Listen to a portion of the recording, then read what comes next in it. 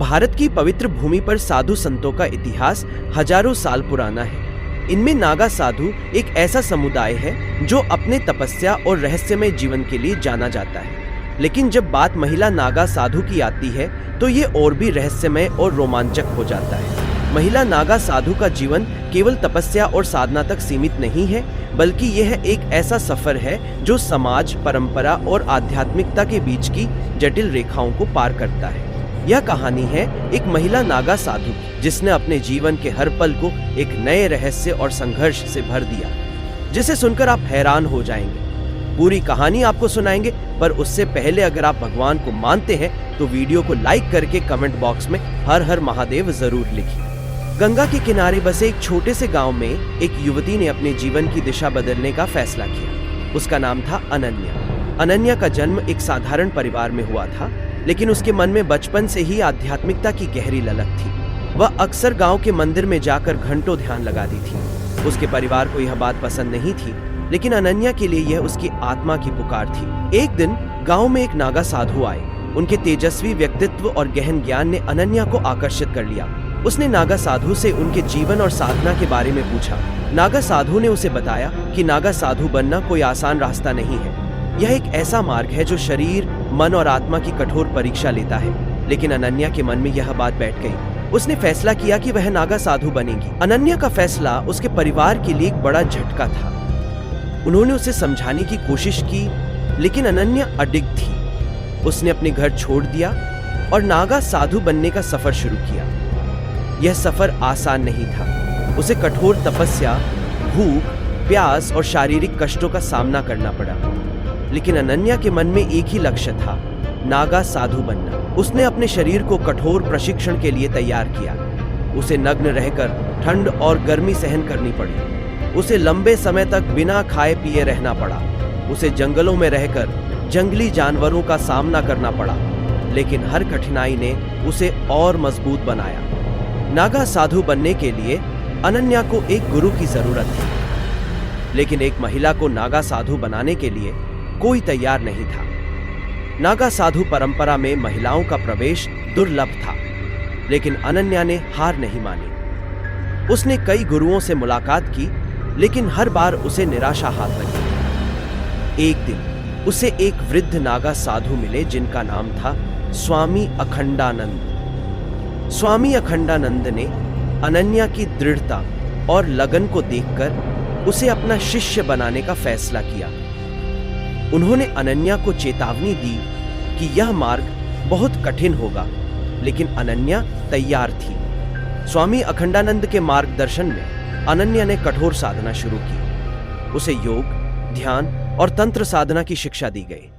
उसे शरीर और मन को नियंत्रित करने के लिए कठिन अभ्यास करने पड़े। उसे लंबे समय तक बिना खाए पिए रहना पड़ा।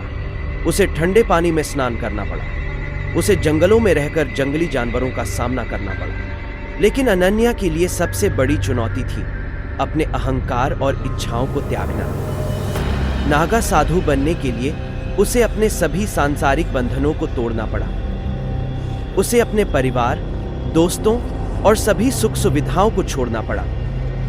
यह एक ऐसा कदम था जिसने उसे पूरी तरह से बदल दिया। कई सालों की कठोर साधना के बाद अनन्या को नागा साधु बनने की दीक्षा मिली। यह दीक्षा एक रहस्यमय और गहन अनुष्ठान था जो केवल चंद लोगों को ही दिया जाता है। इस अनुष्ठान में अनन्या को अपने बालों को जलाना पड़ा और अपने शरीर को भस्म से ढकना पड़ा। उसे एक नया नाम दिया गया, माता अनंत प्रिया। दीक्षा के बाद माता अनंत प्रिया ने अपने जीवन का हर पल आध्यात्मिकता और सेवा के लिए समर्पित कर दिया। वह अब एक पूर्ण नागा साधु थी और उसके जीवन का हर पल एक नए रहस्य और चुनौती से भरा था। महाकुंभ मेला, जो हर 12 साल में आयोजित होता है, नागा साधुओं के लिए सबसे महत्वपूर्ण आयोजन है। 2025 का महाकुंभ मेला प्रयागराज में आयोजित होने वाला था और माता अनंत प्रिया इस मेले में शामिल होने के लिए उत्सुक थी। महाकुंभ मेला न केवल आध्यात्मिकता का प्रतीक है, बल्कि यह नागा साधुओं के लिए एक महत्वपूर्ण सामाजिक और धार्मिक आयोजन भी है। महाकुंभ मेले में माता अनंत प्रिया ने अपने गुरु स्वामी अखंडानंद के साथ शाही स्नान में भाग लिया। यह स्नान न केवल शारीरिक शुद्धि का प्रतीक है, बल्कि यह आत्मा की शुद्धि का भी प्रतीक है। महाकुंभ मेले में माता अनंतप्रिया ने कई लोगों को आध्यात्मिक ज्ञान दिया और उन्हें जीवन के सही मार्ग पर चलने के लिए प्रेरित किया। माता अनंतप्रिया का जीवन केवल साधना और आध्यात्मिकता तक सीमित नहीं था। उसे कई रहस्यमय और चुनौतीपूर्ण स्थितियों का सामना करना पड़ा। एक बार उसे एक गहरे जंगल में एक रहस्यमय गुफा मिली, जिसमें एक प्राचीन मंदिर था। इस मंदिर में एक प्राचीन शिलालेख था, जिसमें एक गहन रहस्य छुपा हुआ था। माता अनंतप्रिया ने इस रहस्य को सुलझाने की कोशिश की, लेकिन यह रहस्य उसके लिए एक बड़ी चुनौती साबित हुआ। एक अन्य घटना में माता अनंतप्रिया को एक युवक मिला जो गंभीर रूप से बीमार था। उसने उस युवक की सेवा की और उसे ठीक करने की कोशिश की, लेकिन यह युवक कोई साधारण व्यक्ति नहीं था, बल्कि वह एक रहस्यमय व्यक्ति था, जिसके पीछे एक गहरा रहस्य छुपा हुआ था। माता अनंतप्रिया ने इस रहस्य को सुलझाने की कोशिश की, लेकिन यह रहस्य उसके लिए एक बड़ी चुनौती साबित हुआ। माता अनंतप्रिया का जीवन न केवल आध्यात्मिकता और रहस्य से भरा था, बल्कि यह समाज और परंपरा के बीच की जटिल रेखाओं को भी पार करता था। नागा साधु परंपरा में महिलाओं का प्रवेश दुर्लभ था और माता अनंतप्रिया को उस परंपरा को तोड़ने के लिए कई चुनौतियों का सामना करना पड़ा। उसे समाज के कई लोगों के विरोध का सामना करना पड़ा, लेकिन उसने हार नहीं मानी। माता अनंतप्रिया ने समाज को यह संदेश दिया कि आध्यात्मिकता और साधना किसी भी लिंग, जाति या समुदाय तक सीमित नहीं है। उसने महिलाओं को आध्यात्मिकता के मार्ग पर चलने के लिए प्रेरित किया और उन्हें समाज के बंधनों से मुक्त होने के लिए प्रोत्साहित किया।